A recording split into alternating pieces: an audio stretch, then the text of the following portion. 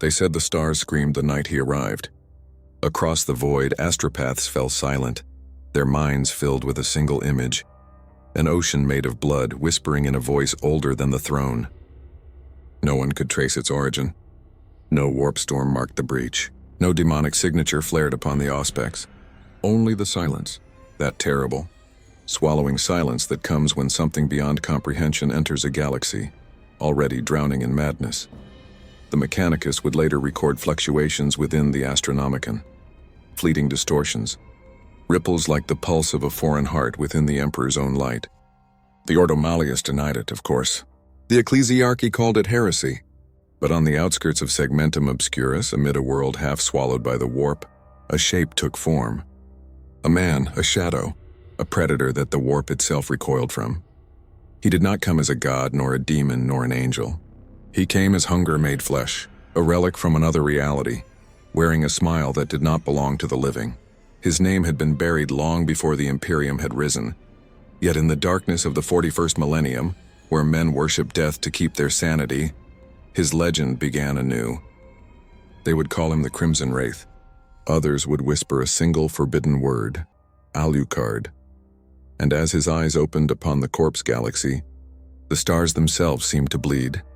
The first sound that reached him was the weeping of the wind, a hollow, metallic cry that dragged itself through the ruins of a world long dead. The ground was iron gray, littered with the carcasses of machines whose hearts had long ago gone cold. The air shimmered with the residue of promethium fires, thick enough to sting the eyes, to taste like rust and centuries of decay.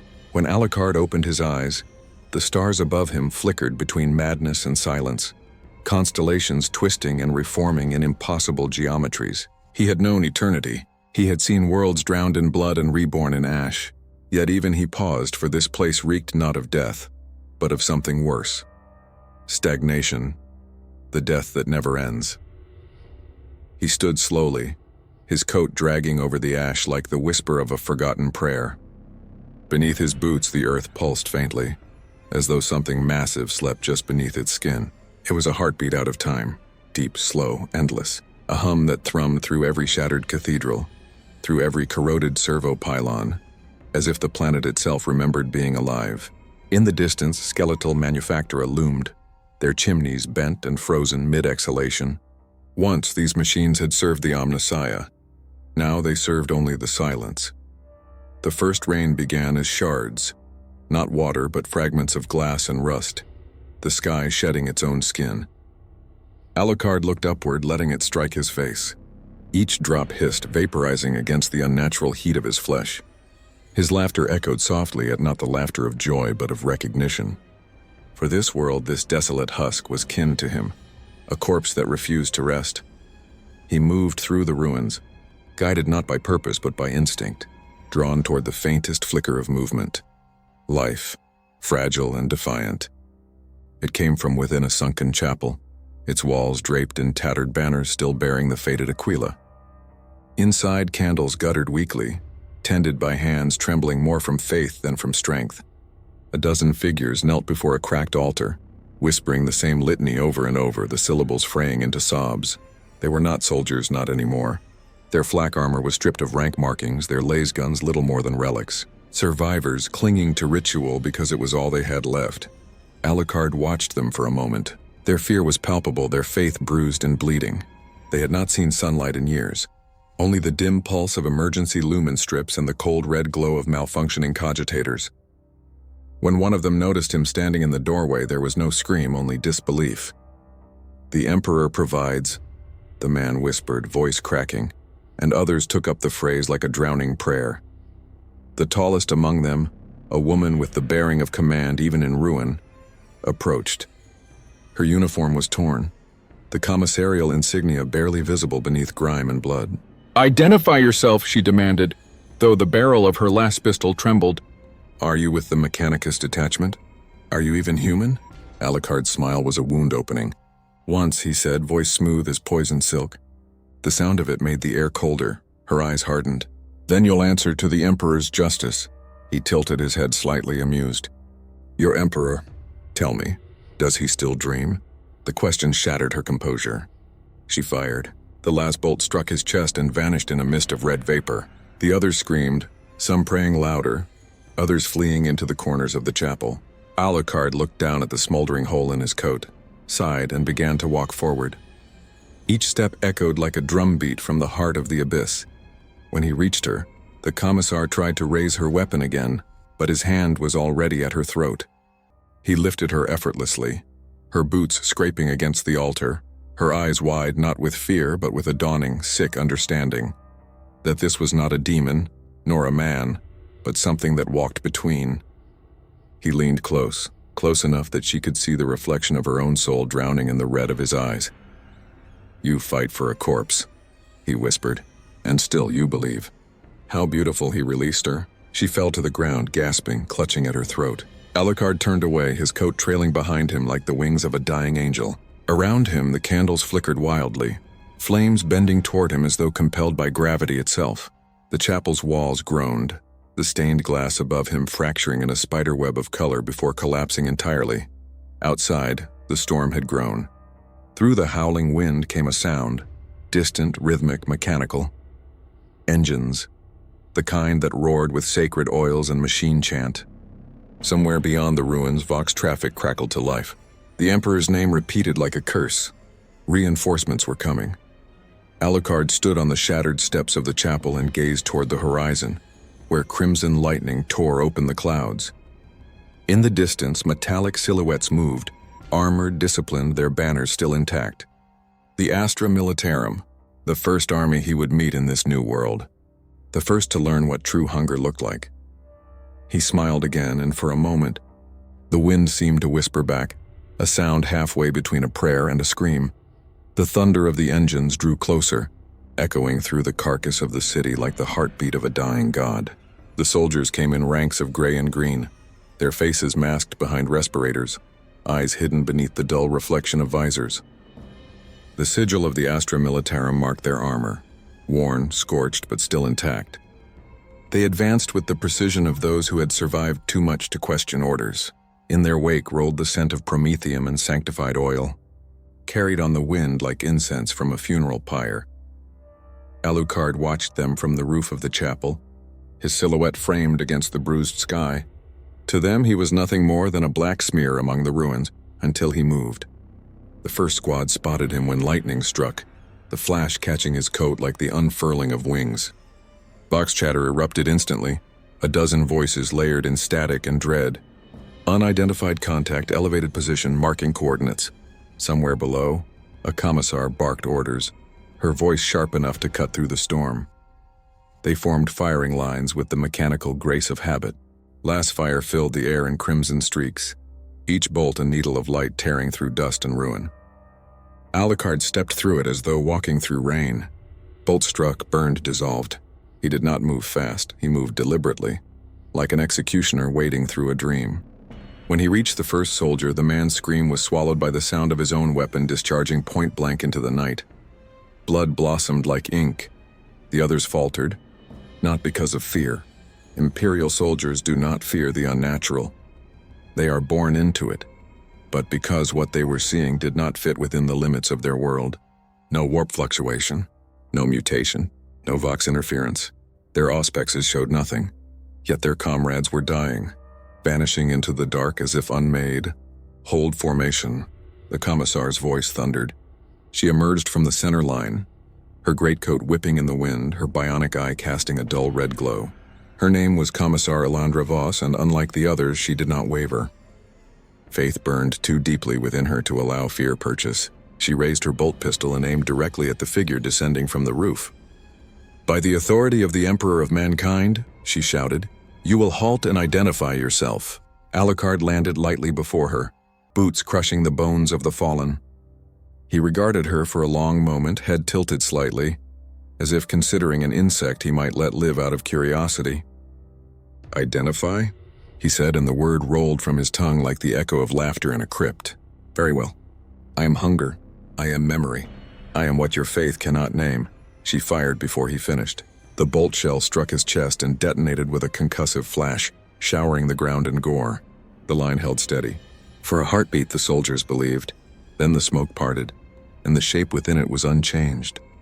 He stepped forward, untouched, a smile cutting across his face like a blade of light. "Do you know," he murmured, "what separates faith from madness?" Voss aimed again, her voice steady even as the wind roared around them. "The Emperor's mercy."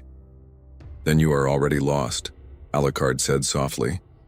He was among them before their triggers could answer. To the human eye, his motion was incomprehensible, a blur stitched from shadow and the memory of speed.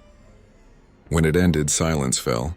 A dozen soldiers lay collapsed, their bodies drained to pale husks, their blood rising in the air like red mist. It coiled around him, trembling, then vanished as if swallowed by the air itself. Voss fell to one knee, coughing against the stench of death. Her pistol trembled, then steadied again. "You will not break me," she rasped. "I've seen demons tear regiments apart. I've seen the warp open and swallow saints. You're nothing new." Alucard crouched beside her, the folds of his coat whispering like wings. "Then why," he asked, "does your faith taste of fear?" She met his gaze. The reflection she saw there was not her own. It was a sea of blood, infinite and still, and in its center, a single black throne. For a heartbeat, she felt it calling her, promising release. Then the sound of engines rose again, heavy, metallic, furious. The ground trembled. A Lehman Russ tank crested the ridge, its turret turning with deliberate menace. Behind it, squads of Skitarii advanced, their mechanical limbs clattering in unison. Servo skulls circled above, scanning, recording, transmitting. The Adeptus Mechanicus had arrived, drawn by the same anomaly that had led the guard here. Alucard's eyes lifted toward the horizon, and for the first time since entering this cursed galaxy, he smiled in genuine interest. "Ah," he murmured. More choir to the song. Voss, gasping, followed his gaze. "What are you?" she whispered. He looked down at her, expression unreadable. "A reminder," he said, "that even gods can drown." Then he was gone, a blur into the storm, a shadow dissolving into the iron wind. The soldiers would later claim he vanished like smoke, leaving behind only a pool of blood that reflected no light. Commissar Voss, battered but alive, would survive long enough to make a full report before her ship's warp translation.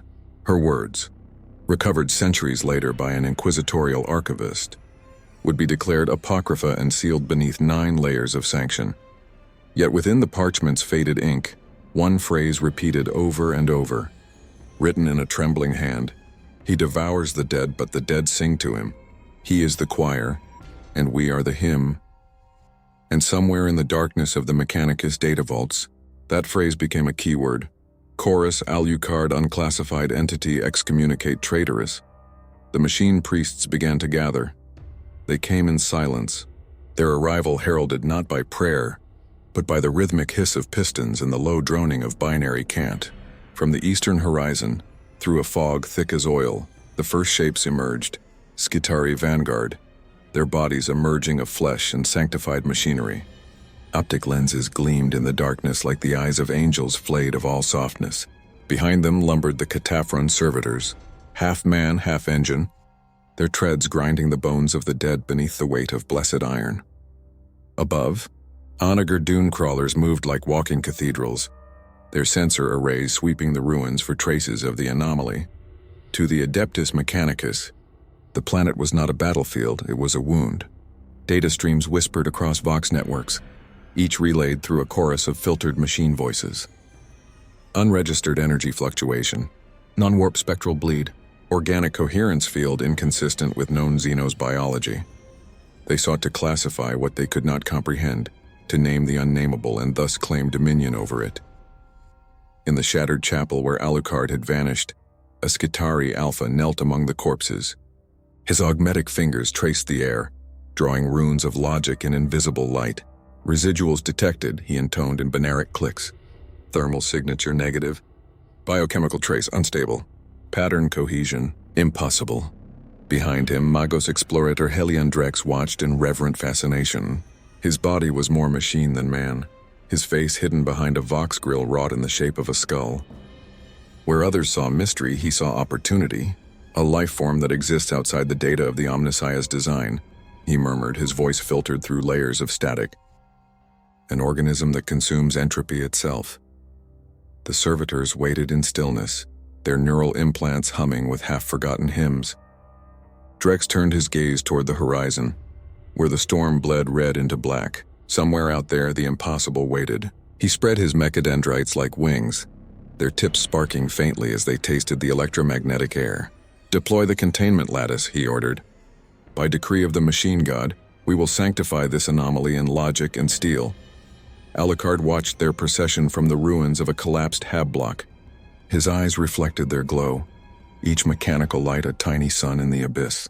He had seen many gods in his time, false ones, fallen ones, and those who had become their own idols through machinery and fear. But these men, these priests of metal, they were something else entirely. They worshipped the machine because it could not die. They built cathedrals of flesh to house their servitude, and they called it devotion. He felt something akin to amusement stir within him. "Saints of iron," he whispered. How quaint. When the first Skitarii patrol entered the ruins, they did so without hesitation. Their auspex arrays scanned in every spectrum, but nothing registered. No thermal bloom, no warp trace, no life, only static. A silence so deep that even their sensors trembled. The silence broke when one of them turned. Alucard stood behind him. There was no warning, no battle cry. The soldier's body folded inward. Every drop of moisture, every fragment of vitality drawn from it in an instant. His armor clanged hollowly as it hit the ground. The flesh within desiccated to parchment. Binary shrieks filled the air, the Skitarii opening fire in disciplined volleys. Plasma bolts, phosphor rounds, arc discharges, all vanished against him, devoured by something unseen. Through the maelstrom of light and sound, Alucard walked with unhurried grace. Bolts of burning plasma struck him, flared, and died. When he reached the Alpha, he did not strike. He merely looked into the glowing optic lenses, and the machine froze. Within its cogitator core, code began to rewrite itself, strings of data looping endlessly into null. From afar, Magos Drex watched the feed dissolve into static. "Subroutine collapse," he muttered. "Causality breach." His voice rose in awe. "Impossible." Alucard appeared behind him. "You keep using that word," he said softly. "It's starting to lose meaning." Drex turned, his servo arm lashing out, crackling with energy. Alucard caught it between two fingers. Metal screamed. Sparks rained down. "Do you understand what you are?" Alucard asked, voice low, almost kind. "A man who traded mortality for obedience. You chained your soul to the logic of a god that does not listen. Tell me, priest, was it worth it?" Drex's vox grill hissed. "The Omnissiah's logic, Ween, is dead," Alucard finished. "Like your god. Like your emperor. Like everything that builds itself to last forever." With a flick of his wrist, the servo arm crumpled. Drex fell to his knees, his systems failing one by one, lights dimming across his frame. Still he tried to speak, binary static spilling from his vox in fragments of prayer. "Sanctify. Data. Preserve. The..." Alucard leaned close, his shadow swallowing the Magos whole. "You cannot preserve what was never alive," he whispered. "But I'll give you something better. Understanding." And then he fed. The scream that tore through the vox networks of the Mechanicus fleet was not human. It was a data howl that corrupted every system it touched, burning code into madness. Within seconds, half the servitors shut down. Others began chanting in binary tongues they did not possess. For miles, the sound echoed, a mechanical lament that would later be recorded in forbidden archives as the litany of the bleeding machine. When the storm cleared, the ruins were empty. Of the Magos and his followers, nothing remained but a field of rust and glass. In orbit, aboard the Mechanicus cruiser Canticle of Iron, a single fragment of data survived the purge, a recording from Drex's dying cogitator.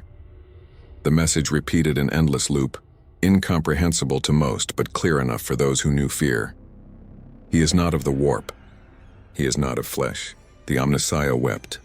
And far below, where the iron dust fell like snow, Alucard walked alone. The storm had quieted. The planet exhaled. Somewhere deep beneath the crust, the ancient pulse that had drawn him here beat once, faintly, like a sleeping heart remembering how to wake. He smiled, as though recognizing a long-lost friend. The galaxy had noticed him now. Word spreads faster than light in the Imperium, not through vox or astropathic relay, but through fear. Across the cold gulf of the void, whispers carried in the minds of the dying reach ears not meant to hear. What began as a single corrupted Mechanicus transmission becomes a litany of dread, an entity that devours without corruption, a shadow that kills demons without drawing upon the warp. The Ordo Malleus listens, and for the first time in centuries, cannot agree on what it faces. Inquisitor Ravian Thane stood in the chamber of a black iron fortress built into the bones of a dead star.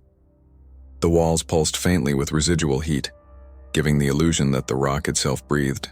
His armor bore the sigils of the demon hunters, scorched by the wars of half a dozen heretical crusades. He had seen the warp in all its grotesque beauty. He had seen demons wear the faces of saints, planets speak in tongues, and heretics birth gods from their own madness. Yet this report unsettled him. He replayed the last surviving Mechanicus fragment on his data slate. The message repeated in a monotonous loop, distorted and warped. He is not of the warp. He is not of flesh. The Omnissiah wept. Thane's jaw tightened. In his long service, he had learned one universal truth. Everything that defied categorization was dangerous beyond comprehension. He summoned his retinue, psychers, stormtroopers, and the sanctioned witch Errol Varn, whose eyes glowed faintly even in the dark. "We make for Heliosa 9, he ordered. "There's an anomaly to be erased." They arrived like angels of execution, their ship breaking atmosphere in a shroud of fire. Drop pods slammed into the ruined plains of the world Alucard now walked upon, scattering dust and shattered metal into the sky. The Inquisition's banners unfurled like black wings, marked by the crimson eye of judgment. From the edge of the ruins, Alucard watched their descent. He could smell the sanctity on them, the burnt incense, the consecrated oils, the smell of men who believed themselves untainted. He smiled faintly. "So the shepherds come," he murmured, "and the wolves follow." The first to reach him were the stormtroopers, their hellguns flaring in disciplined bursts. They formed a cordon around him, each movement precise, prayer-locked. Then came Thane, his armor inlaid with gold filigree, his rosette gleaming beneath the faint light of the storm. Errol walked beside him, her bare feet untouched by the ash. Her gaze found Alucard instantly. "He is empty," she whispered, her voice trembling with awe and disgust. "No warp signature. No psychic echo. He stands where there should be nothing." Thane drew his demon blade, the runes along its edge flickering as if afraid. "Identify yourself, creature," he said, his voice echoing through his vox grill. "In the name of the Emperor and the Ordo Malleus, I command you." Alucard's eyes glimmered faintly, their light drowning in the storm. "You people in your names," he said softly. "Always demanding the world tell you what it is. Tell me, Inquisitor, when your god is a corpse, what gives your words meaning?" Thane's expression hardened. "Faith gives them meaning." "Faith?" Alucard stepped closer, boots whispering over the ash. "Faith built your empire, yes. Faith murdered your sons and called it righteousness. Faith is the leash around your neck. And you call it meaning." The Inquisitor raised his blade, its runes howling. "Blasphemy." "Truth," Alucard corrected. The world erupted. Bolter fire roared, the air thick with tracer lines and screaming flame. Psychers chanted wards, the air splitting with psychic force. Alucard moved through it like smoke through fingers. Where the psychic blast struck him, they did not burn. They vanished, leaving only stillness. One psyker fell to his knees, weeping blood. "It's not possible," he gasped. "He's not in the warp." The warp bends around him. Thane fired his bolt pistol, the shot detonating where Alucard had stood a heartbeat before. When he turned, the creature was behind him, close enough for the Inquisitor to feel the cold in his breath. "Do you feel it?"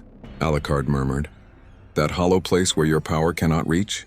Thane swung his blade faster than any human should, fueled by faith and terror. Alucard caught the edge between his fingers. The demon blade screamed, not in steel but in soul. Its runes flickered, dimmed, then went out. Thane's eyes widened. Alucard looked at the blade, curious. "A sword that eats demons," he said. "How poetic that it starves before me." He released it and it fell, clattering uselessly to the ground. Errol Varn stepped forward then, her eyes blazing with white light. She screamed a word of power older than human speech, and for a moment the world tore open. The warp surged, 1,000 voices crying in unison. But when it reached him, the rift convulsed, shrieked, and closed itself with a sound like the universe gagging. The witch fell, her body steaming, her eyes burned blind. Alucard looked down at her, not with malice but pity. "You tried to touch the void," he said softly, "and it reminded you that you are small." Thane knelt beside her, trembling, clutching his broken weapon. "What are you?" he whispered. Alucard tilted his head, the faintest echo of a smile touching his lips. Once I thought I was damned. Now I think I'm only forgotten." He stepped past the Inquisitor into the storm. The soldiers parted, too stunned to fire. Each felt the weight of something vast moving past them. Not evil, not divine, just ancient. Like a memory walking the earth. When the Vox finally crackled back to life, Thane's voice came through, strained and hollow. "Do not pursue," he said. "We cannot bind what the warp will not touch." From orbit, the ship recorded faint readings. A distortion of psychic null space moving across the planet's surface. A void in the shape of a man. It was catalogued as Phenomenon AL01, classified under Hereticus, sealed under Exterminatus Protocol. But the Exterminatus order never came. For though Inquisitor Thane would later vanish without a trace, a fragment of his final log survived, encrypted and hidden deep within the archives of Titan itself. If he is not of the warp, then he is the mirror that shows what the warp fears. I have looked into it, and it has looked back. Emperor, protect us, and for even faith casts a shadow. And in that shadow, Alucard walked, following the faint, impossible pulse that beat through the dead world like the promise of revelation. Somewhere in the silence between heartbeats, the galaxy held its breath. There are moments in the vast chronicle of the Imperium when myth begins to curdle into memory, when what was once whispered in shrines and trenches begins to move, to act, to change the pattern of stars themselves. In the weeks following the incident on Heliosa 9, something began to stir within the tides of the warp. Not a storm, not a rift, but an absence. A hollow thread unspooling through the great immaterium like a tear in the fabric of a dream. Psychers across 100 systems woke screaming, their visions fractured by something they could not name. And the Adeptus Astra Telepathica recorded a phrase that appeared again and again in the mouths of the mad, the shadow of a soul that never died. On Terra, far beneath the golden spires and the chanting of a billion pilgrims, the Adeptus Custodes received the first sanctioned report. They listened in silence, their faces impassive beneath their masks of auramite. To them, humanity's suffering was as constant as gravity. It neither surprised nor moved them. But this was different. A creature that nullified demonic essence without being of the nulls. A being beyond the reach of psychic sense. One that could tread across sanctified ground without igniting its wards. To the custodians, it was not blasphemy. It was curiosity. In the Hall of Names, where the air smelled of incense and eternity, the Captain General spoke softly to the Grand Confessor of the Ecclesiarchy. "You believe him a demon?" he asked.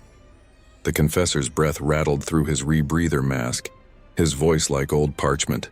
"If he is a heresy without form. No scripture names him.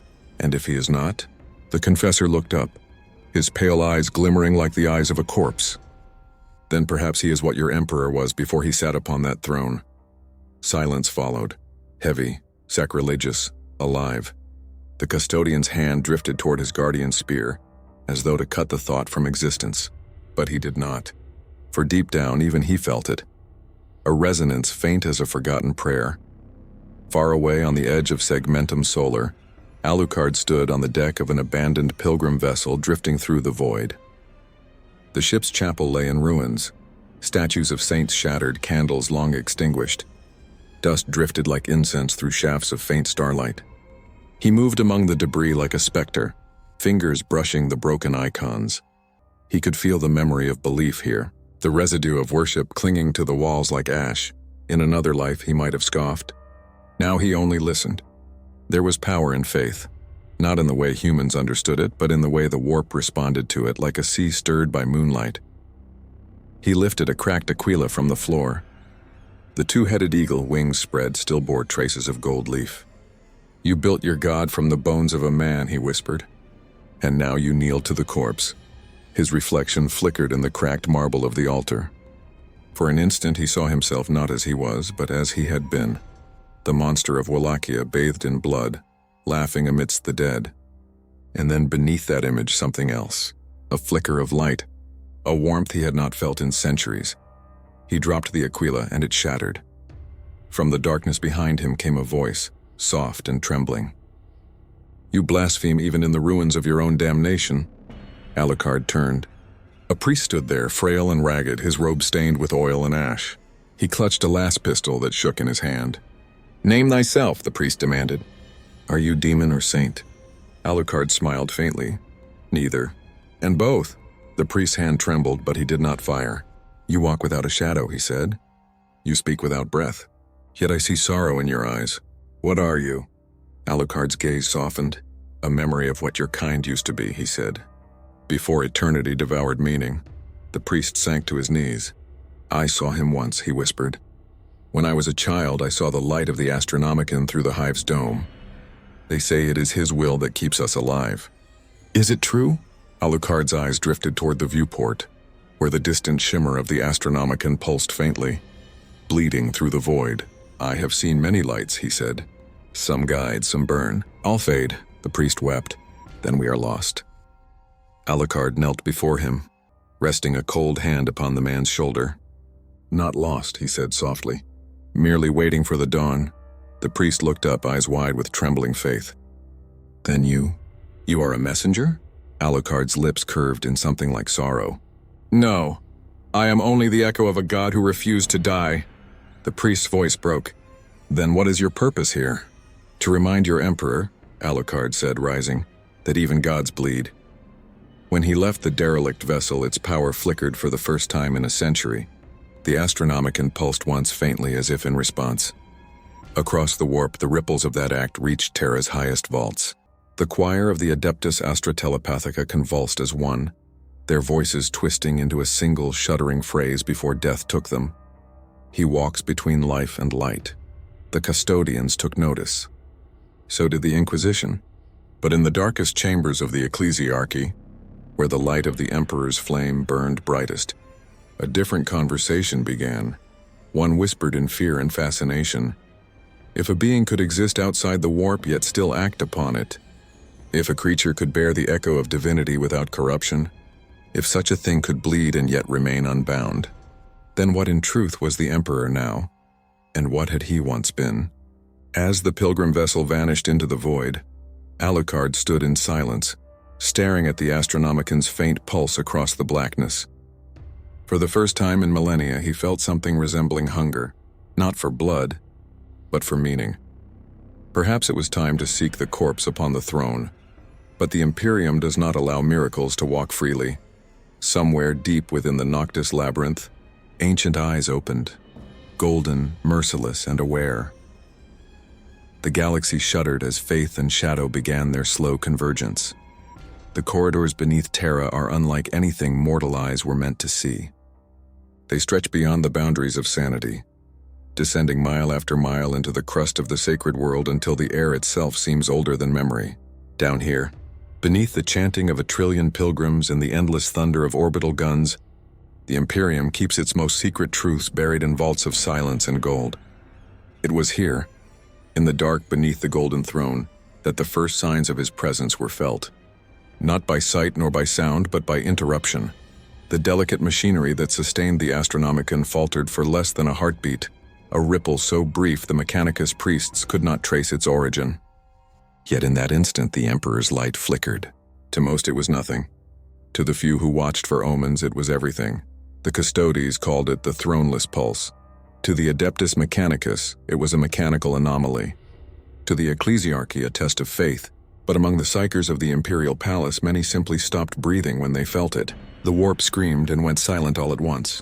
A god's breath caught in its throat. Alucard did not walk through the gates of Terra. He did not breach them.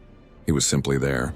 The shadows around him folded like pages turning, and the weight of a world that had not known intrusion for 10,000 years bowed for a moment under his presence.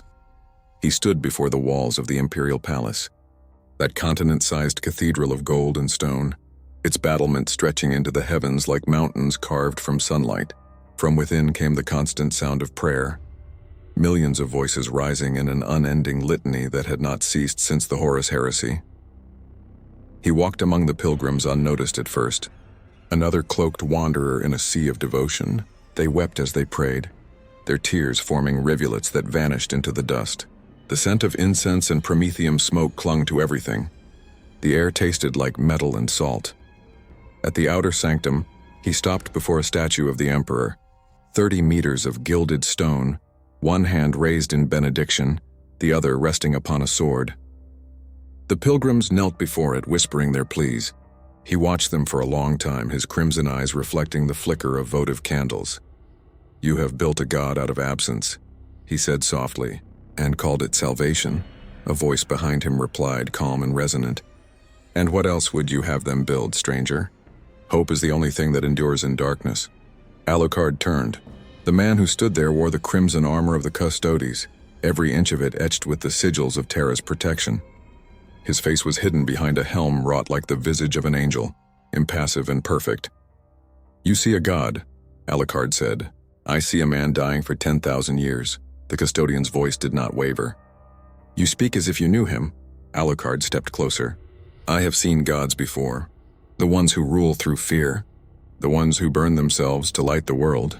They always end the same way, not in triumph but in silence." The custodian raised his spear. "Blasphemy is death." "And faith is a leash," Alucard said, his voice soft but unyielding. "Yet you wear it gladly." The air between them thickened. The custodian's every motion carried the weight of divine purpose. He struck with the precision of an empire's faith, his spear tracing arcs of golden light. Alucard caught the shaft with one hand. The metal screamed as if alive. "You should not be able to touch this weapon," the custodian said, disbelief cutting through his control. "It is consecrated."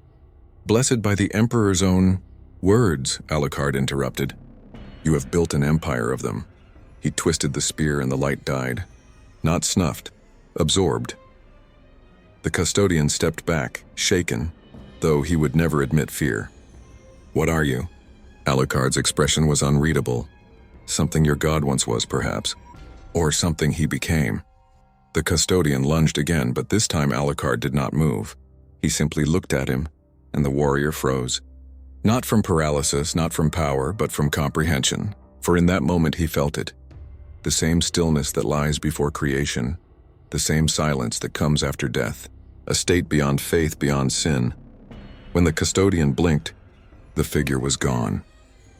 In the depths of the palace, where the hum of the golden throne resonated like the heartbeat of eternity, the Emperor's custodial attendants, the tech priests of the Adeptus Mechanicus, labored as always. They adjusted valves, recited binary hymns, and recorded every fluctuation of psychic energy. Then, for the first time in millennia, the Emperor's head moved, not by much, a twitch, a tremor, but enough that the attendants fell to their knees, their mechadendrites quivering, their vox grills babbling litanies of awe and terror.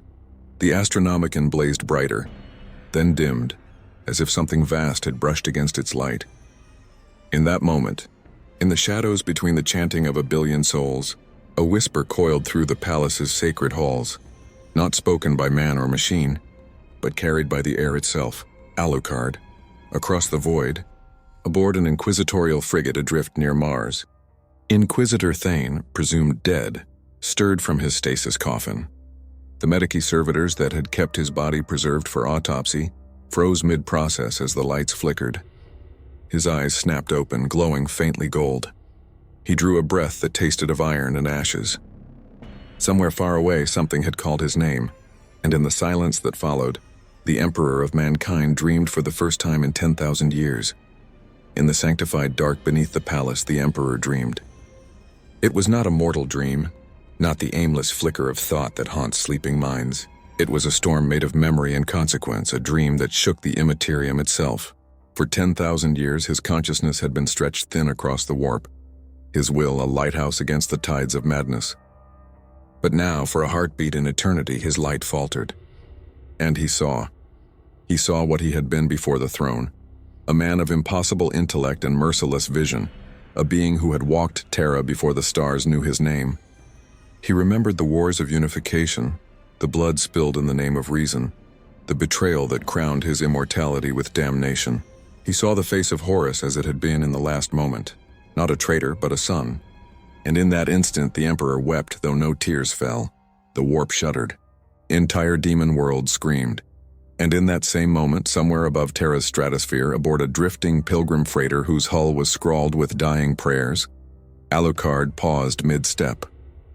He felt it, that pulse through reality, deep and distant, the echo of a mind vast enough to eclipse suns.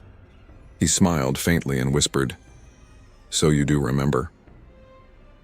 To the psychers of the Astra Telepathica, the Emperor's dream was a cataclysm. Thousands died instantly, their souls vaporized by the surge of psychic resonance.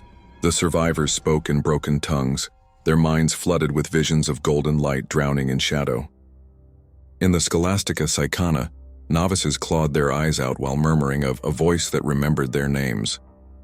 Across Terra, the ecclesiarchy declared a holy miracle, the stirring of the throne. They claimed it was proof of divine vigilance, the Emperor acknowledging his children once more. Pilgrimages doubled overnight. Millions of imperial citizens threw themselves upon altars weeping with joy and terror, but the custodies knew better. To them, the light that flickered in the Astronomicon was not mercy. It was awareness, and awareness meant instability. They convened in the Hall of Echoes, their armor gleaming like sunlight trapped in iron. "Something touched him," said Captain General Valoris, his voice steady but low. "Something that exists outside both warp and matter." "A heresy made flesh," replied Shield Captain Torvik. "Whatever it is, it moves unseen through the highest sanctums. We are compromised." Valoris regarded the hololith projection, a flickering image of Alucard's profile, pieced together from corrupted sensor data and astropathic fragments. "He has no presence in the warp," Valoris said quietly. "And yet it stirs the Emperor from within his eternal vigil." "What would you have us do, Captain General?" Valoris looked toward the ceiling where the faint hum of the golden throne resonated like the breath of a dying god. "We hunt him," he said, "but with silence. No record, no decree, no light. If word of this spreads, faith itself will fracture." Meanwhile, within the black vaults of Mars, the Fabricator General of the Adeptus Mechanicus had his own interpretation. The data recovered from the Astronomicon's fluctuations was incomplete, corrupted, impossible to decode, yet buried within it was a pattern, a rhythm, almost like heartbeat data, a living waveform. "Impossible," whispered the Magi. "The Omnissiah is constant." But the Fabricator General only stared into the streams of binary light cascading across his augmetic eyes. "If the machine of God dreams," he murmured, "then perhaps the machine of man has found its ghost." Alucard drifted through the void between worlds like a specter. He did not need ships, nor did he use the warp. He simply moved by where he willed, reality followed.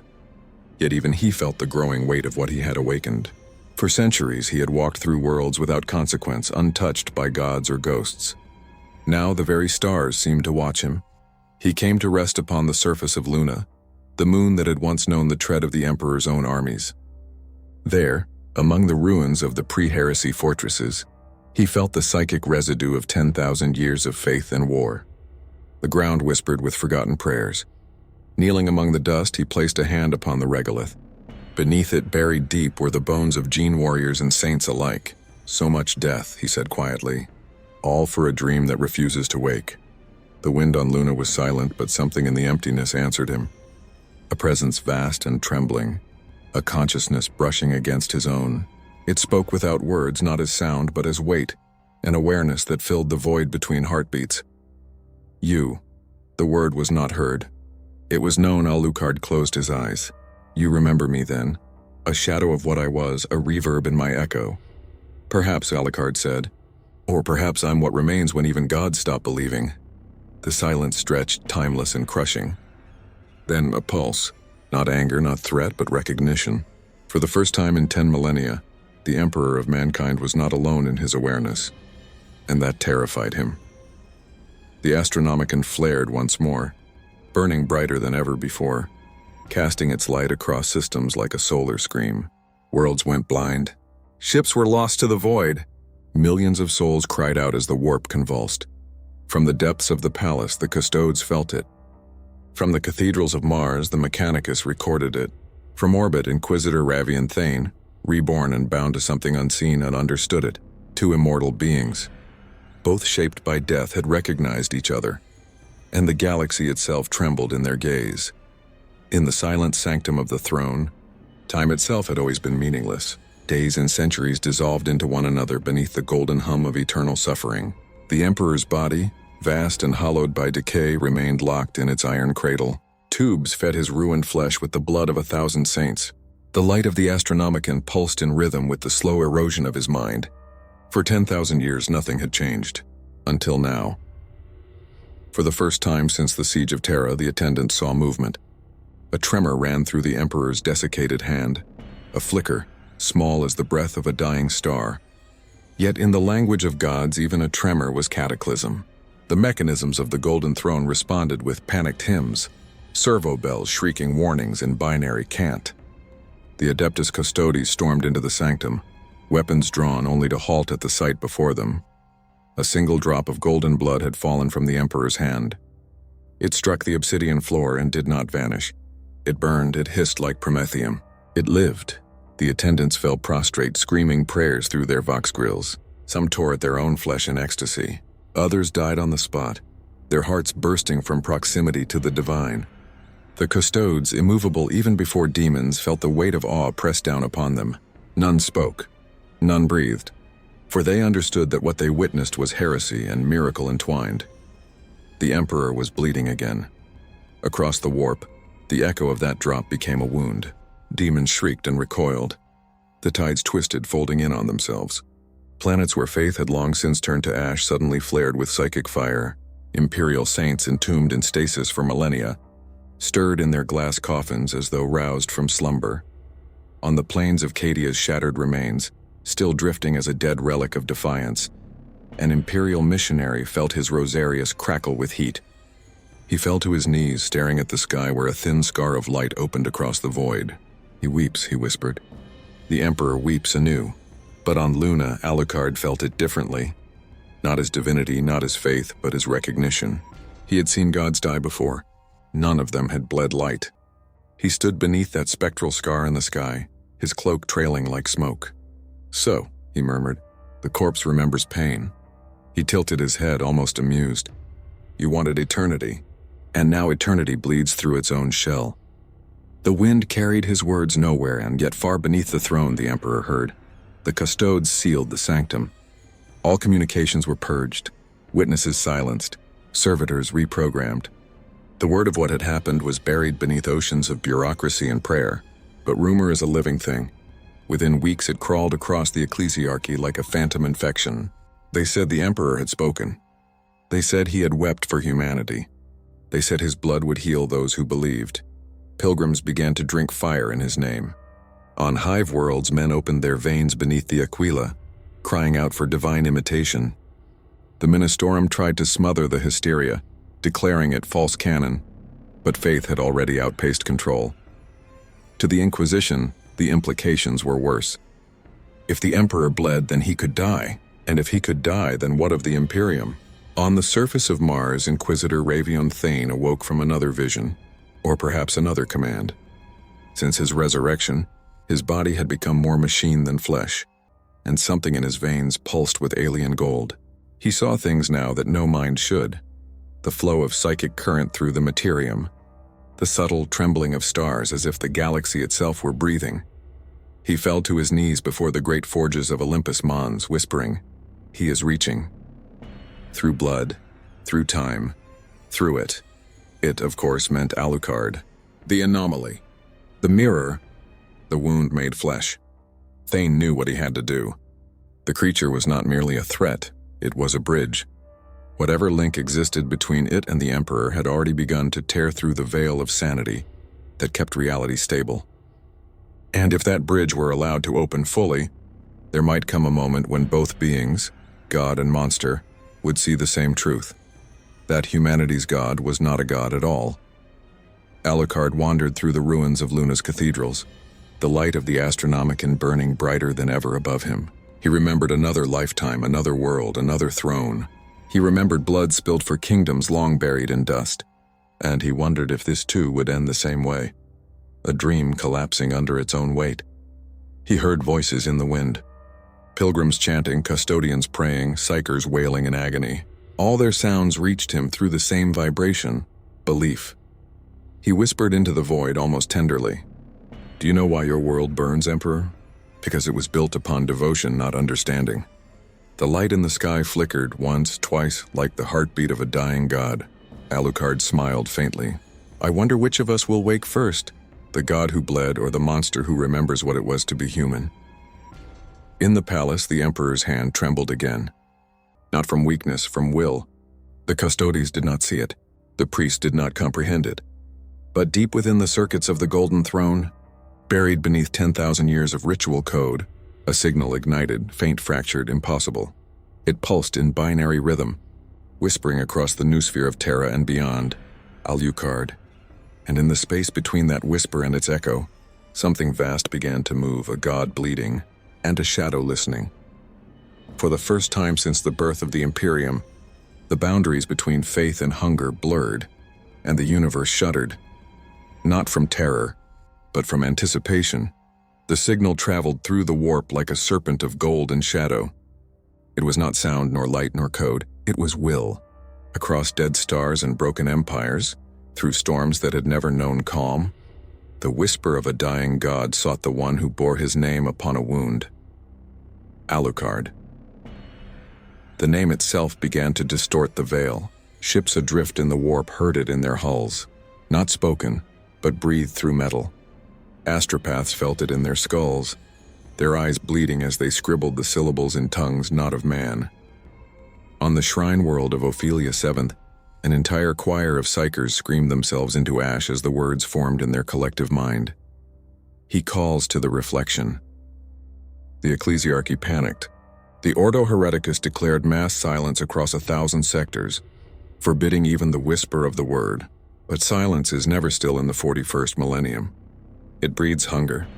It breeds listening. On the outer edges of Segmentum Solar, a fleet drifted through the dark.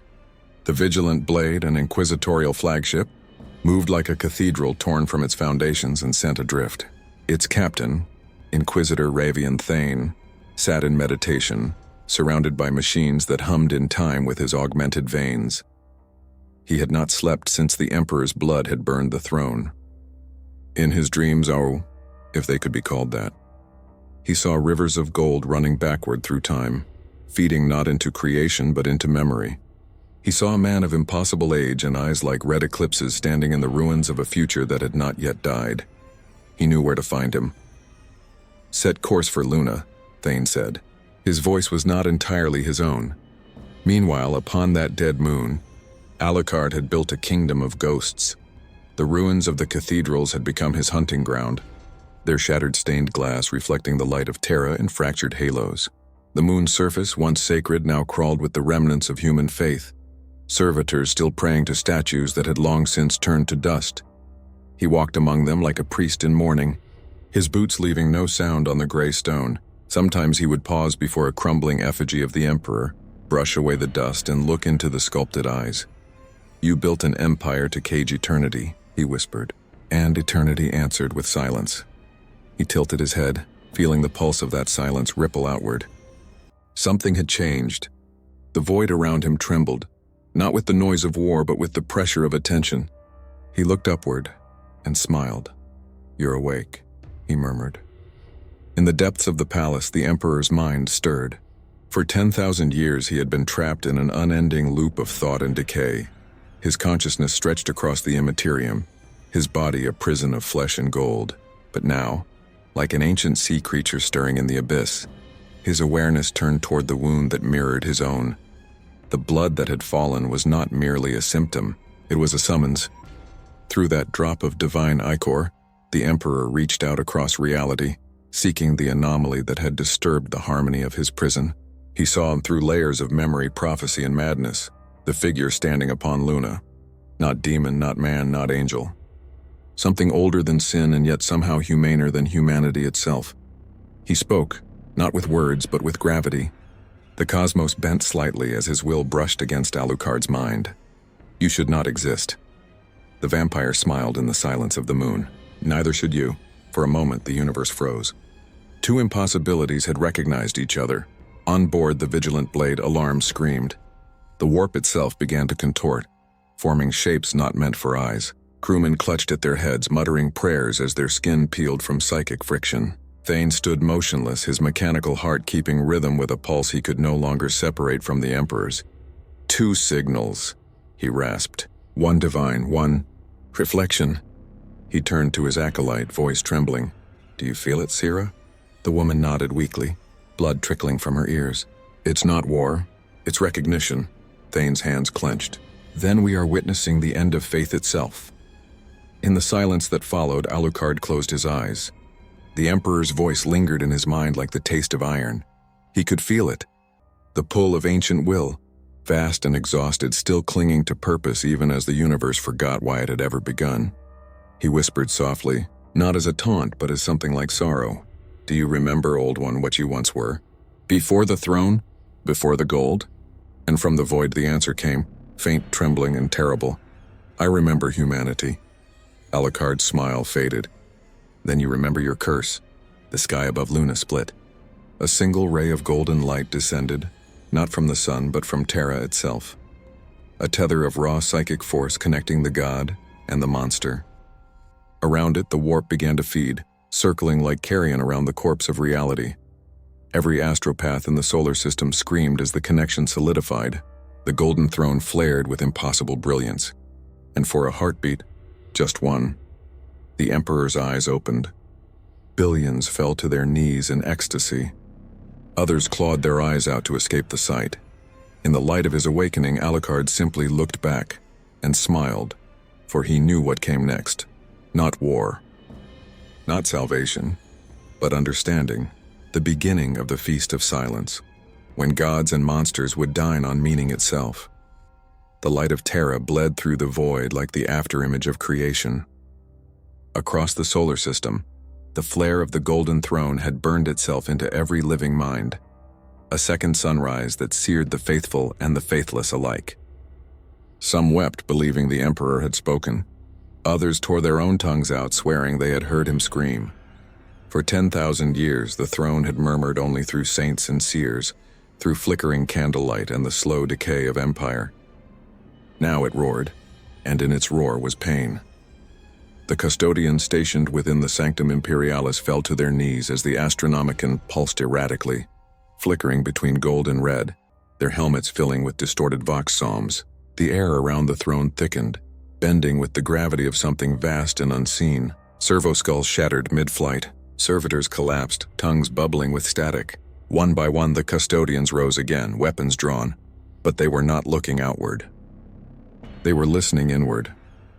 Beneath that light, Alucard stood on Luna's barren plain, face lifted toward the wound in the sky. His body cast no shadow. The beam of psychic gold pierced through him as though through smoke. He could taste it, a flavor of infinite exhaustion, divinity worn thin, the ache of a god stretched beyond purpose. He could see the Emperor in the throne, half machine, half memory, his face unmoving yet screaming with thought. "Is this your eternity?" Alucard whispered. "Chained to your own mercy?" The answer came as sensation, a storm of visions that were not entirely his. The birth of the Imperium, the betrayal of Horus, the countless crusades that had burned galaxies clean only to leave them hollow. And beneath it all, a question that the Emperor himself could no longer form. Had it ever been worth it? The vampire saw flashes of the past, the Emperor before the wars, before the crown, walking among mortals as one of them. He saw the light in that man's eyes, still human then, still believing that perfection could be shaped by will, and then he saw the moment it died. The golden throne sealing shut, the silence descending, the dream ossified into empire. "You wanted to save them," Alucard said softly, "but all you did was teach them to worship your corpse." The psychic light flared. The surface of Luna cracked beneath his feet, fissures glowing with molten gold. The warp screamed in protest, reality itself shuddering under the pressure of an idea too large to contain. From the rift above, figures began to descend, spectral forms of light and armor, their outlines shifting between saint and soldier. The Legion of Echoes, fragments of every soul that had ever died in his name, pulled into existence by his awakening. They did not speak. They did not breathe. They simply looked at Alucard with eyes that burned with borrowed faith. He could have destroyed them, torn through their half-real forms like mist. But instead he watched. These were not enemies. They were the weight of belief made flesh, each one a whisper of the Imperium's grief. And from among them stepped one that seemed more real than the rest, a woman clad in golden armor, helm shaped like a sunburst, her face radiant with sorrow. "He does not wish this," she said. Her voice trembled like the dying chords of a hymn. Alucard tilted his head. "No god wishes to see what he has become. He is humanity," she replied, as if reciting a creed. "He suffers so that we may live." He smiled faintly. "Then he suffers in vain." The air split between them as she struck her blade a line of divine light. It should have cut through him, through anything, but Alucard caught it between two fingers. For an instant, the entire plane went silent, save for the hiss of energy burning through his flesh. He met her gaze, and she saw the truth, that beneath the arrogance, beneath the cruelty, there was no malice in him. Only hunger, a hunger that mirrored the Emperor's own. "You fight for a god who cannot die," he said, voice soft as dust. "I fight because I cannot live. Tell me, Saint, which of us is the greater curse?" She faltered. The hesitation was enough. The light of her sword dimmed, the faith that powered it trembling like a candle before a storm. Around them, the other echoes began to fade, their forms unspooling back into the void. The Emperor's attention wavered, drawn back into the machinery that kept him imprisoned. For a heartbeat, the universe exhaled. Alucard released the blade and stepped back. "Sleep, child," he murmured. "Your war is older than you can imagine." The golden warrior dissolved into motes of light, her voice lingering like a benediction. "If he dreams again, may he dream of peace." Alucard turned toward Terra. The light from the throne had softened to a flickering pulse, its intensity waning. The storm in the warp quieted, but its silence was no longer empty. It was expectant. The Emperor had seen him, and in that seeing, something fundamental had shifted. The Imperium would feel it soon. The saints would falter. The priests would question. The faith that had held the galaxy together with chains of gold and guilt would begin to breathe. He closed his eyes. For the first time since arriving in this cruel, stagnant cosmos, Alucard felt something that might have been pity, not for the Emperor, not for humanity, but for the universe itself, trapped between divinity and despair. He looked up once more at the fading beam of gold. "Your throne casts a long shadow, old one," he said quietly. "Let's see if it can hide what comes next." The light faded entirely, leaving only the cold gleam of distant stars. In the dark, the vampire's eyes burned red. The feast of silence had ended, but the hunger it awakened was only beginning. In the weeks that followed the flare of the throne, the galaxy dreamed. Entire sectors fell into silence as if the stars themselves were holding their breath. Astropaths refused to send messages. Their minds were still full of light that would not fade. Across hive cities, the faithful gathered in the streets and chanted new litanies they did not understand. Words whispered into their dreams by something neither divine nor damned. The administratum tried to suppress them, calling the phenomena psychic pollution, but the words spread faster than censors could burn parchment. They were not prayers anymore. They were names. Two of them, one golden. One red. Terra trembled beneath the weight of its own prophecy. In the catacombs beneath the palace, the Adeptus Custodes moved with uncharacteristic unease. Their armor still gleamed, their discipline unbroken, but their eyes betrayed something human: uncertainty. Each had felt the pulse of their god. Each had seen in that brief moment that he had looked back. Lord Commander Trajan Valoris stood before the sealed gate of the Sanctum Imperialis. Beyond it, the throne pulsed like a wounded sun. Its light flickered in time with the slow, labored heartbeat of a god tethered to eternity. "What did we witness?" murmured one custodian behind him. "A rebirth, or the beginning of decay." Valoris did not answer. He stared into the glow, into the endless machinery that fed both the Emperor and the Imperium. Then he whispered, "He saw something that should not be, and now he remembers." Far above the palace, within the stratosphere where only the oldest defense platforms remained, a shadow drifted. Not a ship, not a demon, but something caught between the two. The air screamed around it as it descended through the atmosphere, the void fire of its passing painting the sky crimson. Alucard stood at its heart, wrapped in his own darkness, his coat trailing like smoke. The psychic residue of his encounter with the Emperor still clung to him, shimmering faintly in the air. He could feel the throne's gaze even now, distant but unwavering. "Still watching," he muttered. "Good." Terra unfolded below him, oceans of steel and light, hive towers scraping the edge of heaven, cathedrals so vast that entire cities lived within their spires. Billions prayed in unison, their voices merging into one great tide of devotion that reached even him. The sound was intoxicating, not for its faith but for its futility. He landed upon the outer edge of the Himalayan massif, where the snow was not white, but the color of ash. The wind carried the taste of incense and ozone. Before him lay the sacred perimeter, the veil of psychic defense that even demons hesitated to cross. Alucard smiled, drew in a breath that steamed with crimson fog, and stepped forward. Reality rippled. The barrier hissed like a living thing, recoiling, uncertain whether to reject or accept him. For a moment the universe seemed to hesitate. Then the wall parted. The mountain swallowed him whole. Inside, the corridors of the palace stretched into infinity. Statues of saints lined the hallways, their eyes carved to follow intruders with silent judgment.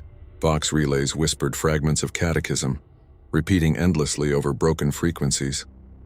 Alucard walked through it all unhurried, his footsteps echoing like a funeral march. Custodians appeared first, golden sentinels emerging from alcoves with weapons drawn, their presence radiant with holy menace. The first one to speak did not demand his name. He simply said, "You should not be here." Alucard inclined his head. "You've said that before." The custodian lunged. In another world, another time, it might have been enough. But Alucard was already gone. Not vanished, but blurred, as if the air itself refused to remember where he stood. When he reappeared, his hand rested on the warrior's shoulder. "Tell your emperor," he said softly. "I have come to return his reflection." The custodian's eyes widened as blood, black and gold, leaked from the seams of his armor. He collapsed silently, and Alucard stepped over him without looking back. Deeper still, past the gate sealed by time and will, the throne awaited. It was less a machine than an idea made flesh, a labyrinth of gold and iron stretching beyond sight, its cables pulsing like veins, its light both sacred and suffocating. Upon it sat the Emperor, unmoving, immense, crowned in flame. The air around him thrummed with a psionic hum that bordered on language.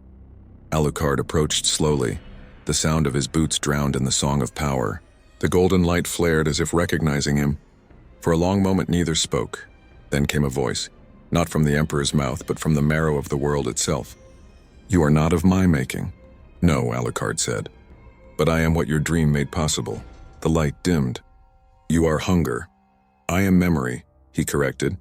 "You fed upon your own kind to build eternity. You devoured their faith, their souls, their hope, and now they are gone. What's left is only the echo." The air shuddered. The throne's energy flickered dangerously, the Astronomicon faltering. "You cannot comprehend sacrifice." "I can," Alucard whispered. "I've lived it." For the first time, the Emperor's gaze met his fully, two beings beyond mortality, each cursed with endless purpose. Between them hung the weight of creation itself. The throne's light began to twist, bending inward, forming shapes that resembled wings. Alucard's voice softened. "You tried to save them from darkness by becoming the sun. But suns burn. They always burn. And in time, they consume their own light." A tremor ran through the palace. The custodians outside fell to their knees as golden radiance burst outward, filling the hall with a brilliance so fierce it seared the stone. Alucard stood within it untouched, his coat smoldering at the edges. "You will not unmake my work," the Emperor thundered, and his voice cracked mountains. Alucard smiled, blood glinting like rubies on his teeth. "I don't need to. You already have." The light reached its zenith and then broke. The stars dimmed. Across the Imperium, candles flickered and died. Ships fell silent. Vox channels went dark. In that infinite quiet, something passed between God and monster. Not war, not peace, but recognition. And then, as swiftly as it began, the light returned. The Astronomicon blazed anew, brighter than before. But those who felt its touch swore it felt different, warmer, sadder. Some said the Emperor had forgiven himself.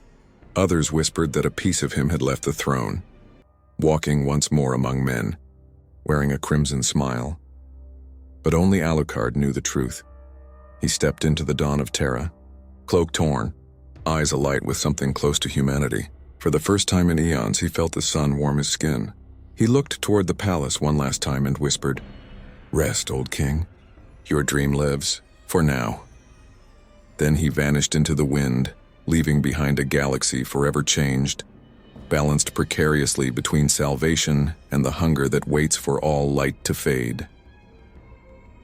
The age of gods had ended, the age of understanding had begun, and somewhere in the golden dark of eternity, two impossible beings, the Red King and the Golden God, remembered what it was to be human.